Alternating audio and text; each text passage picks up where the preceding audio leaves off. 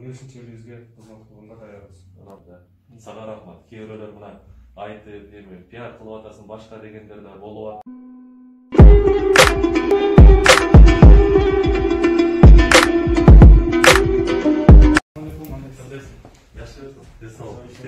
Жакшы Кудай өзүң иштеп атасың. Көрүп атабыз, угуп атабыз, молодец. Биз жасап алган ишти сен жасап атасың. Кандай?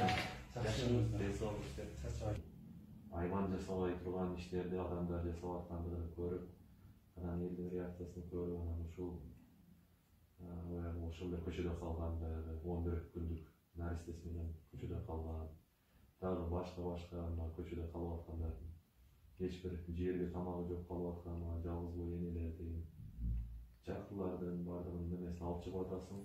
Бул коомдо жакшы резонанс пайда кылды да. Эң негизгиси биз ошол уктап жаткан кээ бир баягы курсагы токторду ушул көйгөй бар. Булар ушу биздин коомубуздун ичинде, биздин арабызда, ушу бизди кошуна болуп жашап көңүл бурбай келебиз. Ошо жакшы көңүл бурулуп берди. Проблемаларды сен жакшы жеткирип бердиң. Мындай коом уктап аткан коомчулукту ойготуп, ушу ишке салып койдум.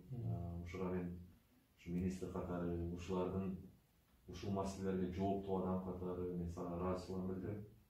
Анан баягы күнү өзүм да ойлонуп жүрдүм эле, кантип ушундай адамдарды кызматыма салсам экен депчи, мен өз кызматымда иштетсем экен деп ойлонуп атсам, бирөө сунуш берип калды. Неме депчи, азыратын билбейм.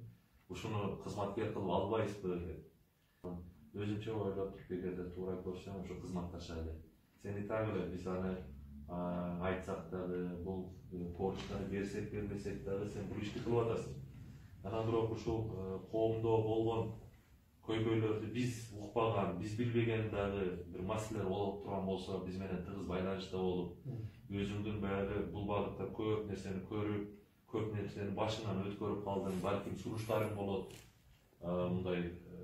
Мындай кылсак болот экен, мындай кылсак мунага кандай деп ойлойсуз деп кеп кеңешиңди берип турсаң.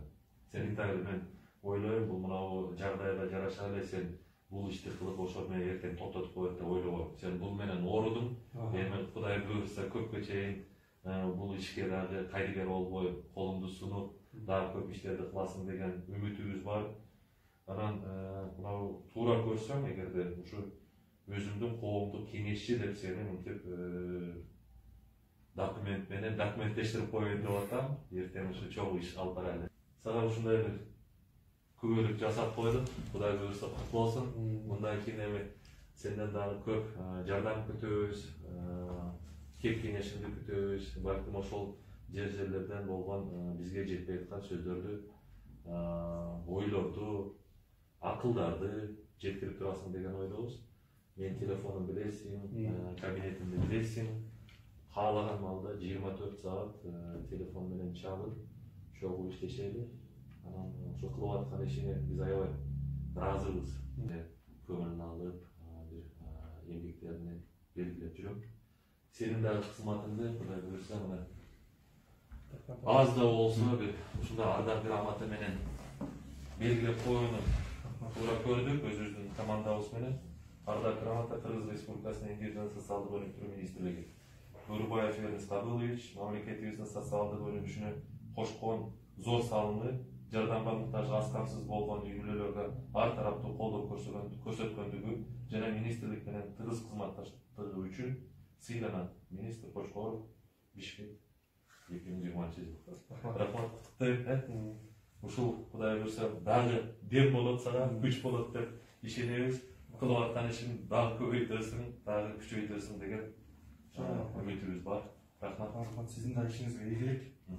Биздин тартып аткан видеолорубуз мен максаттуу экенине дагы бир жолу ынандым. Анткени максат ушул сиздерге окшогон мамлекеттик чоң деңгээлде иштеп аткан агаларыбызга жетсе экен деген максат менен тартып атканбыз. Ар бир видеомду сиз айтып берип атасыз. Гаражда жашагандардан бери, кечээки 11 күндүк бала менен көчөгө чыгып калгандан бери, демек бардык видеолорду көрүп аткан экенсиз. Колдон келишинче бизге кызмат кылганда даярбыз. Сага рахмат. Кээ бирөөлөр мына айтып, эми пиар кылып атасың башка дегендер да болуп атты. Башынан мен дагы мындай карап, бирок сразу чыга койбой такайын да карап турдум а кандай болот экен депчи. Анан бирок жакшы, анан бир жолу өзүң айттың, атайы кылып атам мен депчи, силерди көрсүн деп кылып атам деп. Туура айтасың. Кээ бир учурда биз ушул биздин кайрымдуулук кылып аткан адамдарды атайын көрсөтүп коебуз. Эмне себептен башкаларга өрнөк болсун деп. Башкалар да ушундай иштерди кылсын деп. Себеби чын айтыш керек, баягы биздин колубуз кыска болуп атат. Бутубуз көп жерге жетпей атат. Себеби мамлекеттен бизге бөлгөн каражат ошонун баардык муктаждарга жеткиргенге, баардыгынын мүдөөсүнү, баардыгынын көйгөйүн чечүүгө тилекташы жана мүмкүнчүлүк жетпей атат. Ошондуктан биз бул жерде мындай социалдык мобилизация кылышыбыз керек да. Элибизди орготушубуз керек.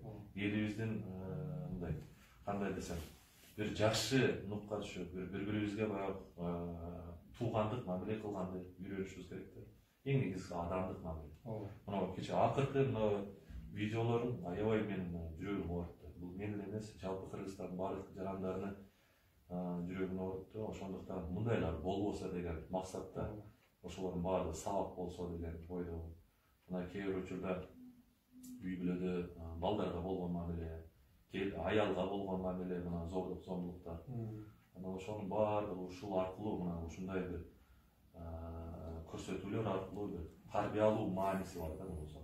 Мен ойлойм, Кудай буйрса, сен туура жолдосуң, ушундан кайтпагын, башка дагы ошо өзүңө окшогон шоу бизнесте жүргөн адамдар дагы мен көбүнө байкап билип жүрөм, мындай жашыруун дагы мындай жардамдарды берип жүрөт.